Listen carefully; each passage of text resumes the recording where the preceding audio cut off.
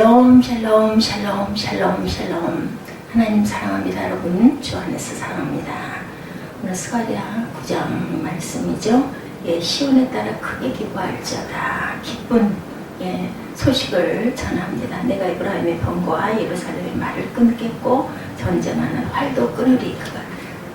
그가 이방 사람에게 화평을 전할 것이라. 그의 통치는 바다에서 바다까지 이르고 유브라데 강에서 땅 끝까지 이르니라. 기쁜 소식 맞죠? 여호와의 말씀이 하드랍 땅에 내리며 하나님의 심판의 말씀이 하드랍 땅에 임한다. 이렇게 말씀하고 있었는데 오늘은 9절부터 17절까지의 말씀. 시온에 따라 크게 기뻐할지어다 하고 말씀하고 있죠. 내 언약의 피, 예수 그리스도가 주신 새 언약의 피가 이제 11절에 보니까 내가 내 갇힌 자들을 물 없는 구덩이에 놓았다라고 말씀하고 있습니다. 기쁘고 반가운 소식. 9절 말씀은 사복음서에 전부 인용되고 있습니다. 9절 말씀. 시온에 따라 크게 기뻐할지어다. 예수님께서 나귀 새끼를 타고 예루살렘 성에 입성하심으로 스가랴 9장 9절의 예언이 실현이 되죠. 그렇다면 스가랴 9장 9절에서 17절까지의 말씀은 어떤 의미를 포함하고 있는지 한번 봅니다. 우리에게는 왕이 계시다. 우리에게는 하늘에 큰 왕이 계시죠. 하나님, 성삼위 하나님이십니다. 하늘에 계신 야훼 하나님만이 우리를 다스리시는 왕인 줄로 믿으시기 바랍니다. 신성을 가지신 하나님께서 삼위일체로 존재하시는데 그중 성자 예수님께서 인간 사회의 왕으로 오셨습니다. 시온에 따라 크게 기뻐할지어다. 예루살렘에 따라 즐거이 부를지어다. 보라, 내 왕이 내게 임하나니 그는 공의로우며 구원을 베풀며 겸손하여서 나귀를 타는 나귀의 작은 것 곧 나귀 새끼니라. 이 작어린 새끼를 타고 오셨어요. 겸손의 왕으로. 근데 그 왕은 교만한 왕이 아니라 겸손의 왕이셨습니다. 보통 왕들은 말 중에서도 가장 좋은 아주 좋은 말이라고 하죠. 그런 기름진 아주 건강한 말을 탔는데 예수께서는 그 작은 나귀 새끼를 타셨습니다. 그런 공의로우신 분이고 그분의 손에는 구원이 있어 구원을 베푼다 이렇게 말씀합니다. 그리고 왕은 왕국이 있어야 되겠죠. 겸손하시며 공의로우시고 구원을 베푸시는데 예수 그리스도 왕국은 그러면 과연 어떤 왕국일까? 내가 10절이죠. 내가 에브라임의 병거와 예루살렘의 말을 끊겠고 전쟁하는 활도 끊으리니 그가 이방 사람에게 평강을 전할 것이다. 평강의 왕으로 오셨습니다. 예수님의 왕국은 병거나 말이나 활로 유지되는 왕국이 아니고 이 세상의 왕국들은 군사적인 무기로 유지가 되지만 예수 그리스도는 평강의 왕으로 오셨다. 왕에 관해서 이야기, 10절에서는 왕국에 관해서 이야기, 그 다음에 9장 11절에서 17절은 어떤 말씀을 하고 계시나 바로 왕국의 백성들에 관해서 말합니다. 어떤 왕에 대해서, 왕국에 대해서, 그리고 왕국에 있는 백성들에 대해서. 구약시대 왕국의 백성은 이스라엘 사람들이었죠. 그렇지만 이스라엘은 예표이고 그림자이고 실체는 신약시대의 교회들일 것입니다. 그럼 이 예언은 1차적으로 이스라엘을 향한 것이고 2차적으로는 교회를 향한 것이다. 첫 번째, 왕국의 백성들은 하나님의 은혜를 받기 전에 물 없는 구덩이에 던져진 포로들이었습니다. 하나님의 은혜 전에는 그렇죠. 왕국의 백성들은 구원받기 이전에는 아주 비참한 존재들이었고 또 너로 말할진대 내 언약의 피를 인하여 내가 너의 갇힌 자들을 물 없는 구덩이에 놓았나니 소망을 품은 갇혔던 자들아 너희는 보장으로 돌아올지니라. 내가 오늘날도 이르노라. 내가 배나 내게 갚을 것이니라. 11, 12절에 이렇게 증거합니다. 배나 갚을 것이다. 왕국의 백성들은 물 없는 구덩이에 빠져있던 죄수들 같았었는데 하나님께서 언약의 피로 인하여 건져주시고 그리고 모든 것을 배로 갚아주시겠다. 이 말씀의 1차적인 의미는 유다 백성들이 BC 587년 바벨론 왕 느부갓네살에 의해 포로로 끌려가서 70년 동안 살게 된다라는 그런 상징을 이야기하고 있습니다. 그리고 하나님께서 언약의 피로 인해서 물 없는 구덩이에서 건져주셨다는 것은 BC 538년 바빌론이 페르시아에게 멸망당하고 고레스 왕의 칙령으로 다시 예루살렘으로 돌아오게 될 것을 말하고 있습니다. 건져준다라는 것은. 그리고 하나님께서는 언약의 피로 물 없는 구덩이에서 건져주셨다는 것은 왕의 친령으로 예루살렘으로 돌아오게 된다는 것. 왜 바벨론에서 포로로 있던 유다 백성들을 건져주셨을까? 그 이유는 뭐 때문에? 언약의 피 때문이라고 말씀하고 계십니다. 출애굽기 24장에 모세가 하나님과 이스라엘 백성 사이에 언약을 맺죠. 그때 하나님께서 주신 10계명을 잘 지키면 너희가 복을 받을 것이고 그렇지 않으면 포로가 될 것이다. 이렇게 예언을 하셨었습니다. 이것을 모세가 짐승의 피로 언약을 인준하고 언약의 피라고 하죠. 그런데 언약의 내용 가운데 유대 백성들이 언약을 어겨 포로가 되어도 잘못을 깨달아 뉘우치고 마음을 돌이키면 다시 돌아오게 하시겠다는 내용이 있었어요. 하도 우리 인간들이 완악해서 다시 또 죄 가운데 빠질지라도 그것을 회개하면 마음을 돌이키면 내가 다시 돌아오게 하겠다 이렇게 말씀하셨다는 거죠. 하나님 야훼께서 마음을 돌이키시고 너를 긍휼히 여기사 내 포로를 돌리시되 내 하나님 야훼께서 너를 흩으신 그 모든 백성 중에 너를 모으리라 이렇게 말씀합니다. 신명기 30장 3절이죠. 너희가 바벨론에서 포로 생활을 70년 동안 했지만 언약의 피로 인해서 다시 예루살렘으로 돌아오게 하였다라는 말씀이죠. 네. 그런데 이스라엘 백성들이 바벨론 포로에서 해방된 것은 1차적인 의미이고 궁극적으로는 우리 성도들이 예수 그리스도로 말미암아 죄와 멸망과 지옥에서 건진받는 사건을 말하고 있습니다. 짐승의 피로 언약을 맺은 것은 그림자이고 예표에 불과하고 우리는 주님의 피로, 예수 그리스도의 피로 언약을 맺은 사람이 된다. 그러므로 그리스도를 믿고 그리스도의 피로 죄사함을 받은 사람은 영생을 얻고 부활하게 되고 하나님의 축복 가운데 성령을 받게 되는 것이 하나님께서 결코 어기지 아니하시겠다는 언약인 것이다. 하나님 나라의 백성은 아무나 되는 게 아니고 물 없는 구덩이에 빠져 있다가 하나님께서 건져주신 사람이 되는 것이다. 물 없는 구덩이는 옛날 동방의 왕들이 사람을 죽일 때 빠뜨리는 곳이었습니다. 요셉의 형들도 요셉을 물 없는 구덩이에 빠뜨려 죽이려고 했죠. 그리고 예레미야 선지자를 죽이려고 할 때도 물 없는 구덩이에 빠뜨렸었습니다. 물 없는 구덩이에는 물도 없고 먹을 음식도 없고 너무 깊어서 자기 힘으로는 빠져나올 수도 없습니다. 그러므로 물 없는 구덩이에 있다는 것은 3일만 지나면 죽는다는 의미를 가지고 있습니다. 금식기도를 해도 물을 마시고 하면 40일까지 살 수 있지만 물을 마시지 않으면 3일 이상을 못 견딘다고 합니다. 이처럼 물 없는 구덩이는 왕들이 죄수를 죽이려고 만든 장소이고 예수님을 믿지 않고 하나님을 섬기지 않는 불신자들의 영적인 상태를 상징하고 있습니다. 물 없는 구덩이에 빠지면 아무리 돈이 많고 쾌락을 즐기면서 기분이 좋아도 3일이면 죽는 것. 근데 물 없는 구덩이에 빠져있는 죄수들 가운데도 소망을 품은 사람들이 있었는데 소망을 품은 갇혔던 자들아 스가랴 9장 12절에 그렇게 말씀하죠. 오늘 갇혀있으나 소망을 품은 자들아 너희는 요새로 돌아올지니라 내가 오늘도 이르노라 내가 갑절이나 갚을 것이라 이렇게 말씀합니다. 첫째 하나님께서 물 없는 구덩이에 빠져있는 죄수들을 살려주시겠다고 언약하시고 둘째 12절에 너희는 고장으로 돌아올지라고 말씀합니다. 피난처로 돌아오라.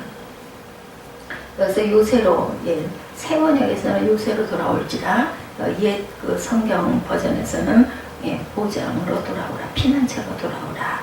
구덩이 속에서 꺼내주시겠다고 언약을 하죠. 이것을 아는 죄수들은 소망을 품을 수 있었던 것이다.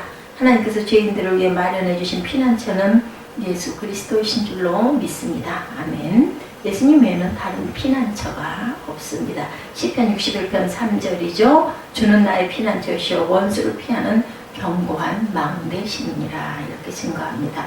이렇게 믿고 고백하는 사람은 하나님께서 물 없는 구덩이에서 건져내시고 그 발을 반석 위에 두시는 줄로 믿으시기 바랍니다. 하나님 나라의 백성은 예수님을 믿고 구원받은 사람을 가리키고 아무나 하나님 나라 백성이 되는 게 아니죠. 예수를 믿고 그대로 죄사함을 받으며 언약으로 구원의 확신을 가지고 살아가는 사람들이 바로 하나님 나라의 백성이다. 두 번째 왕국의 백성들은 두 배의 축복을 누린다라고 하죠. 하나님 나라 백성들이 하나님께서 내가 배나 내게 갚을 것이다. 과거에 당했던 슬픔에 두 배로 복을 주시겠다고 말씀하시는데 우리는 보통 사람들과 다르죠. 갑절로 복을 받은 사람들. 그렇다면 갑절로 복을 받는다는 것은 구체적으로 무엇을 의미하나 세 가지를 찾아봅니다. 첫째, 원수들을 물리치는 승리를 주신다. 원수와 싸워서 진다면 얼마나 화가 나겠죠. 우리는 원수에게는 무조건 이겨야 됩니다. 무엇을 하더라도 이기면 기쁘죠. 기분 좋습니다.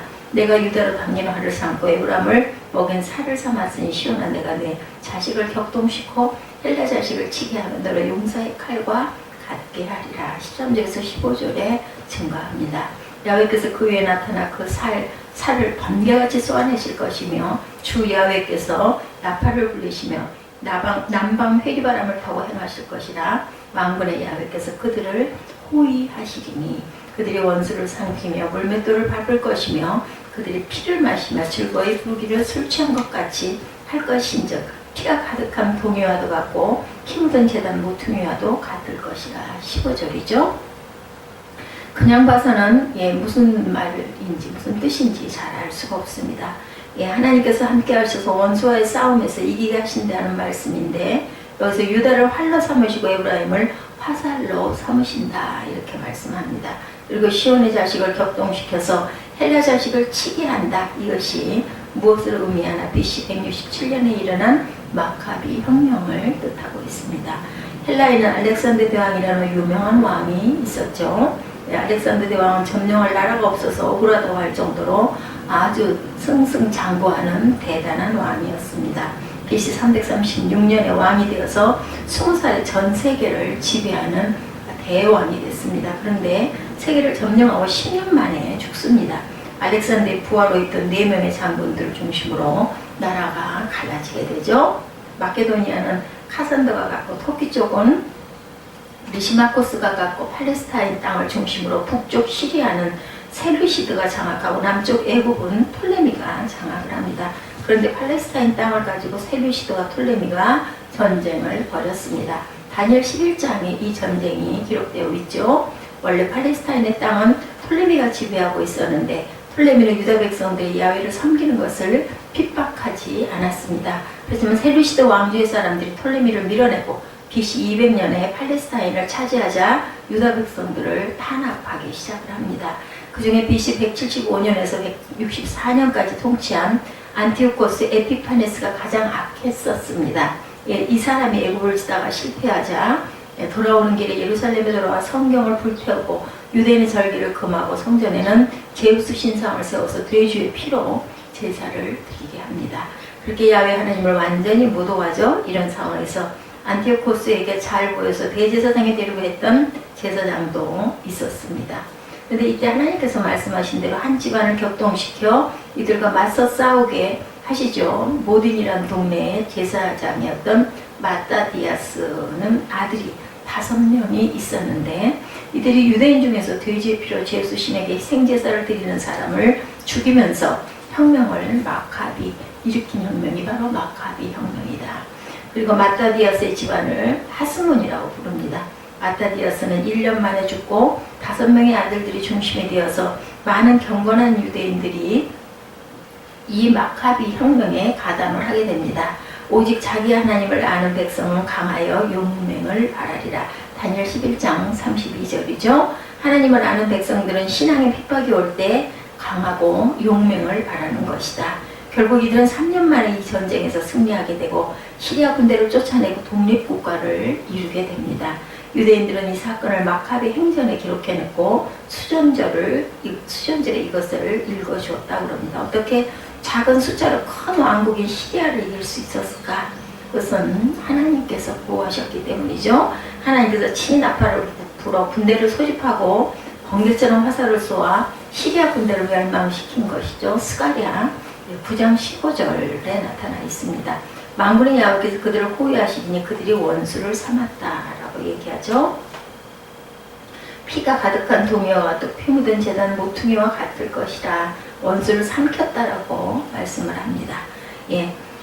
우리 힘으로는 이길 수가 없습니다. 마귀와 악한 거짓된 종교와 사상을 퍼뜨려서 사람을 부패시키고 타락시키고 마약을 먹게 하고 동성연애를 하게 하며 우상숭배를 하게 하는 존재 마귀와 귀신들이죠. 그들은 영물이기 때문에 우리 힘으로는 도저히 이길 수가 없지만 하나님의 호의하심과 하나님께서 함께 하시면 우리는 원수를 이길 수가 있다는 거죠. 넉넉히 이깁니다. 그런데 원수가 사람들을 이용해서 공격을 합니다.